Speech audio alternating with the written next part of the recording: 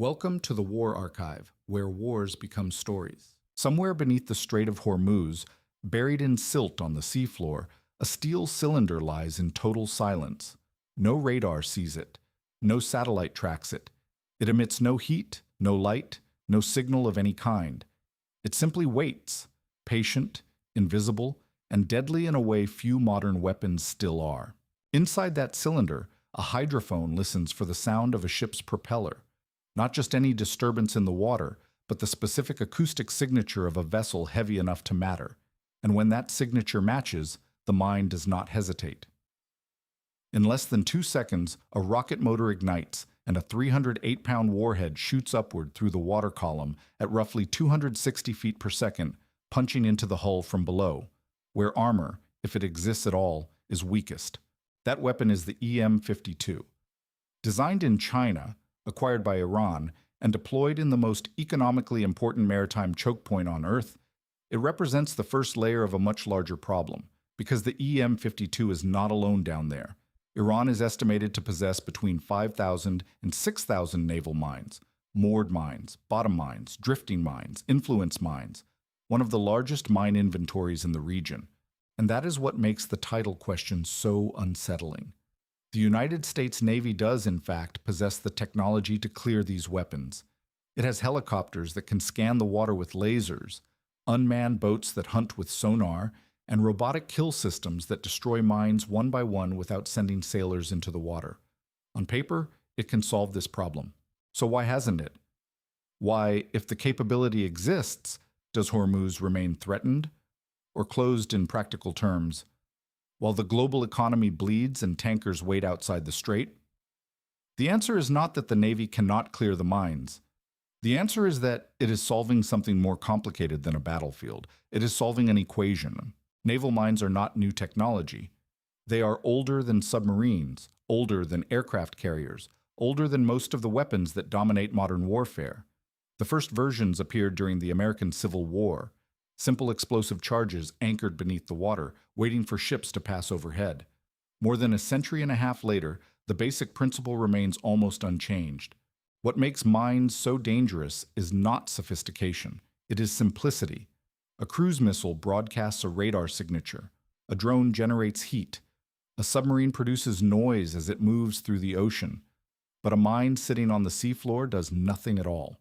It consumes no fuel, emits no signal, and makes no sound. It simply waits, sometimes for years. The mathematics of this weapon are brutally one-sided. A single contact mine can cost as little as $1,500 to manufacture. A modern guided missile destroyer can cost $2 billion or more.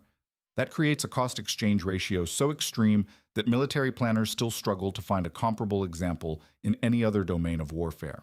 History offers a clear illustration. In April 1988, the U.S. Navy frigate USS Samuel B. Roberts struck an Iranian mine while patrolling the Persian Gulf. The explosion tore a massive hole through the hull, roughly 15 to 25 feet wide, flooding engine rooms and nearly breaking the ship in half. 10 sailors were injured, several severely, and the vessel narrowly avoided sinking. The mine that caused that damage cost less than a used jet ski. Repairing the ship took 13 months and nearly $90 million. The lesson was unmistakable. Naval mines do not need to be advanced to be effective. They only need to be present. To understand why naval mines are so effective in the Strait of Hormuz, you have to look at the map, not as a line on paper, but as a physical bottleneck in the real world. The strait itself is about 21 nautical miles wide at its narrowest point. That sounds spacious enough for fleets to maneuver freely, but commercial shipping does not move across the entire width of the waterway. Instead, traffic is funneled into a carefully controlled system known as a traffic separation scheme. 2 lanes carry ships inbound and outbound, each only about 2 nautical miles wide, separated by a narrow buffer zone. In practical terms, that means the entire global flow of oil passing through Hormuz travels along a corridor just 6 nautical miles across, a ribbon of water that can be targeted with precision. This is the key geographic advantage for Iran. It does not need to mine the entire strait. It does not need thousands of explosives scattered randomly across the seabed. It only needs to seed mines along the predictable path that tankers must follow. And those tankers are not agile vessels. They are massive ships carrying millions of barrels of crude oil moving slowly through confined waters. Most travel at speeds of roughly 20 to 30 kilometers per hour.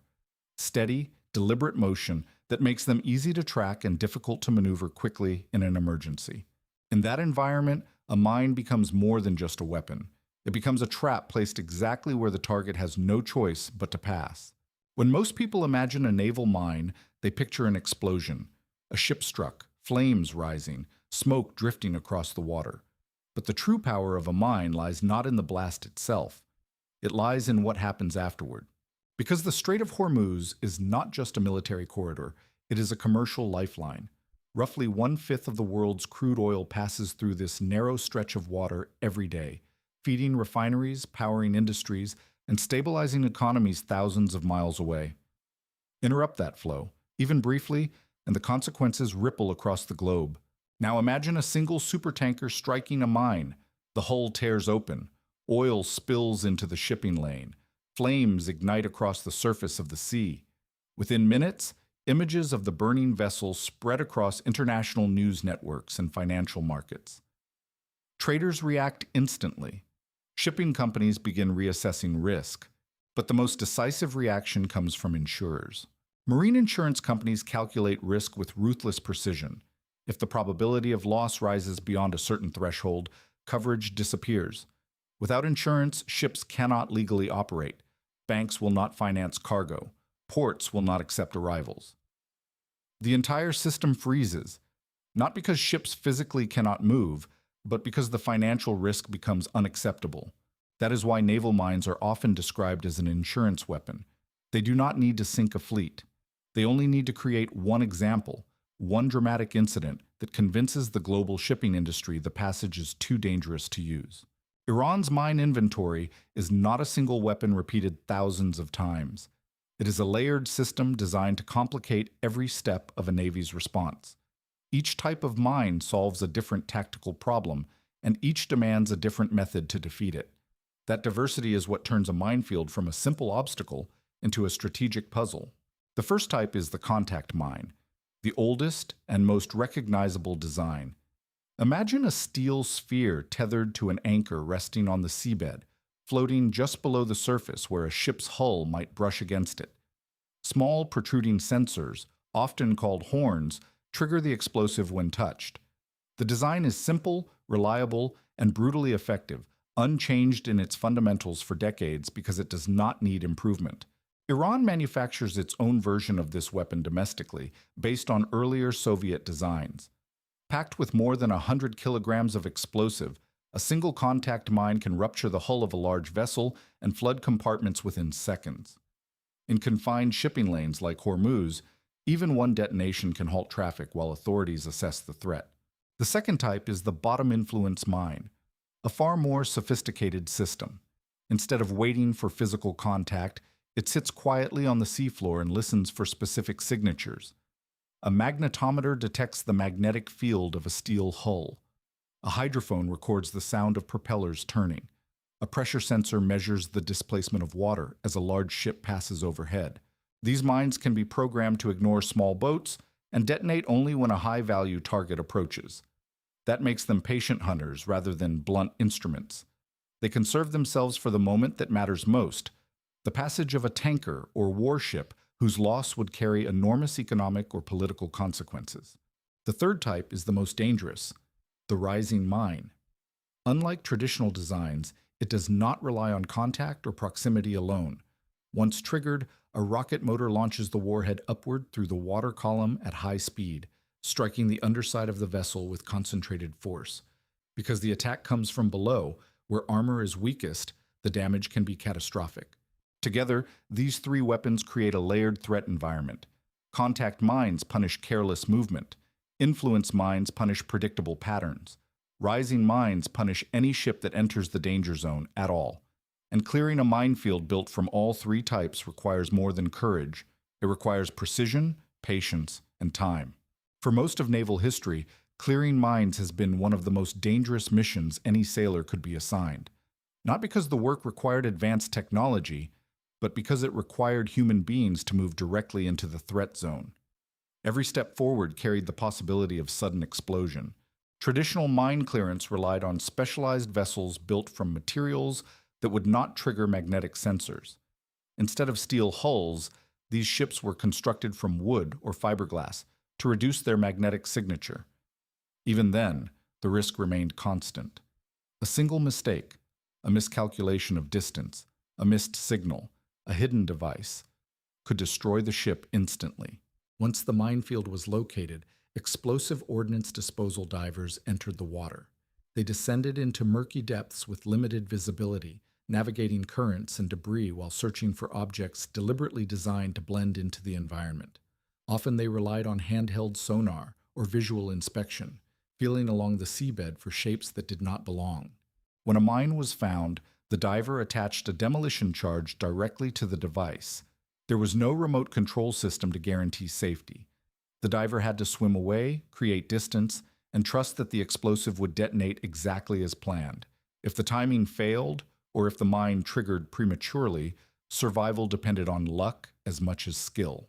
This method worked, but it came at a cost measured in lives.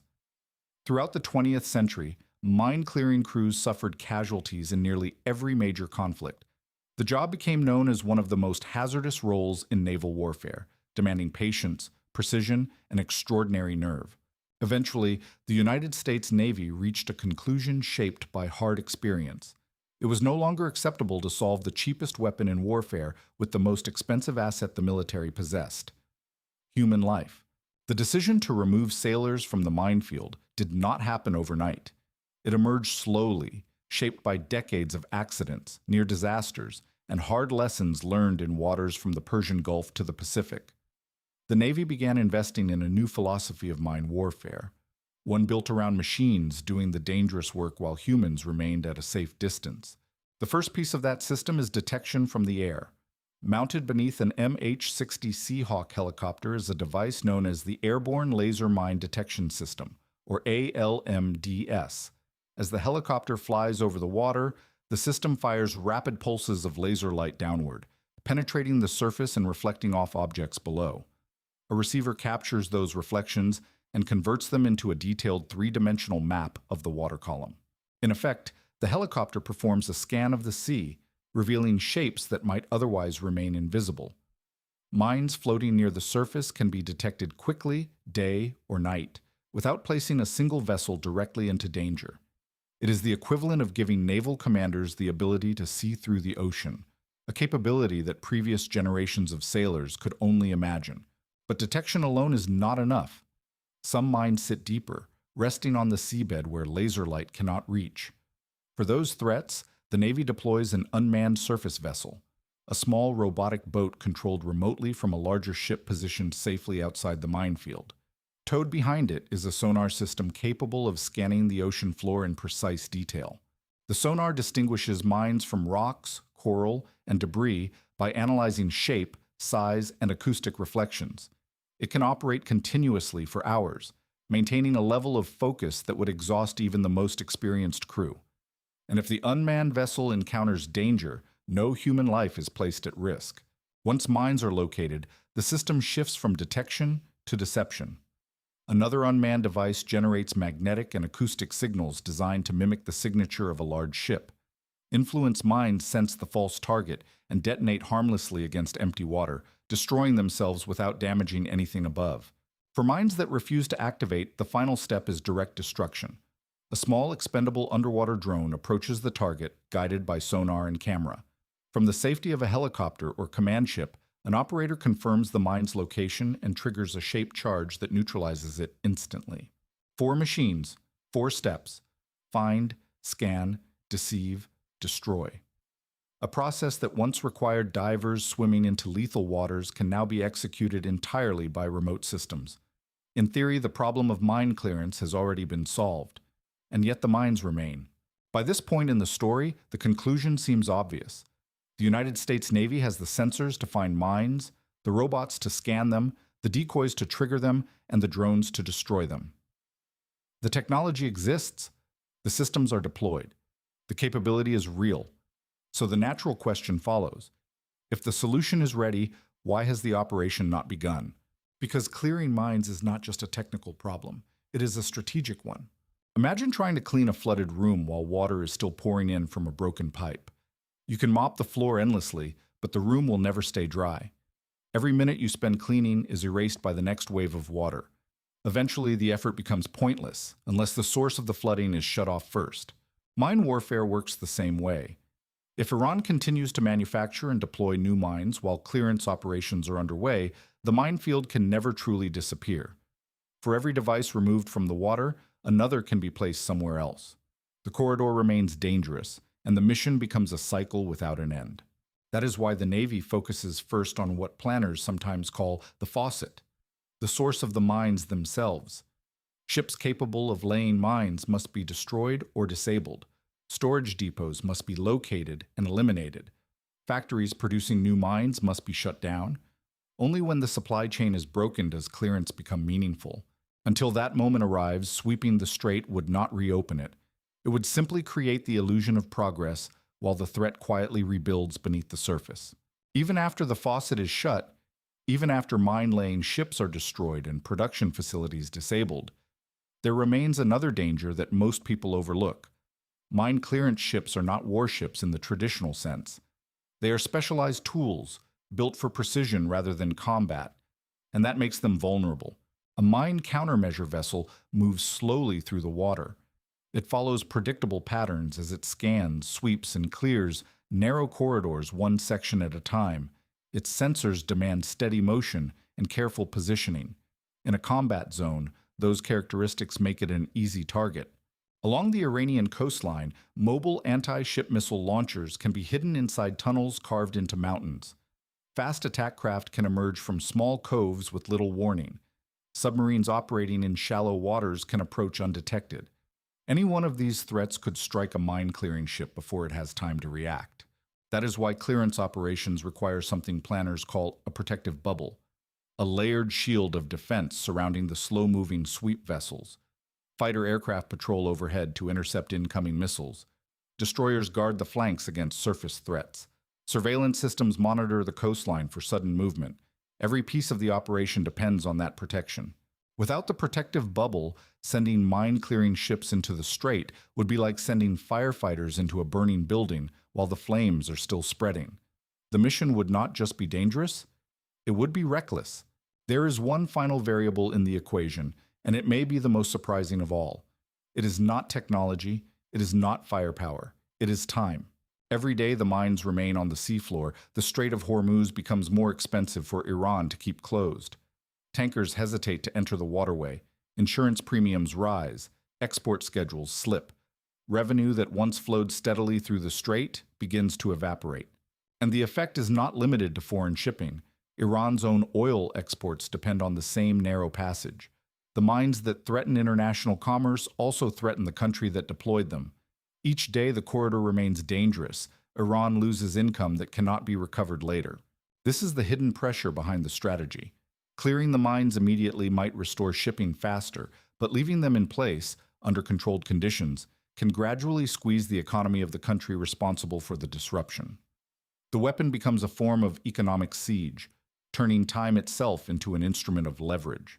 When all three variables align, the source of new mines eliminated, the protective forces fully deployed, and the economic pressure reaching its peak, the decision to clear the strait becomes not just possible, but optimal. And when that moment arrives, the operation will not begin because of headlines or public demands. It will begin because the equation finally makes sense.